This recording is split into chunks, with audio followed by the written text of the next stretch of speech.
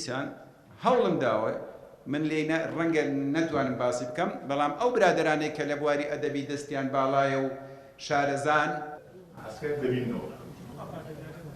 بۆیە ناسار خۆیان ماسی ئەفاژی تێدا کردیە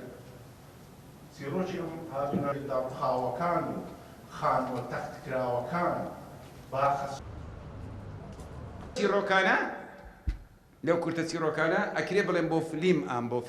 فیلمی سینەمای ئامادەکراینە وەڕێک ئەوانە باسی ئەنفالەکەم هەرخۆی زیندە بەچاڵ یعنی بە عەرەبی پێی دەڵێن الوەئد زیندە بەچاڵ و سووتان دوو کورتە چیرۆکن دیسان هەوڵم داوە من لێ ڕەنگە نەتوانم باسی بکەم بەڵام ئەو برادرانەی کە لە بواری ئەدەبی دەستیان باڵایە و شارەزان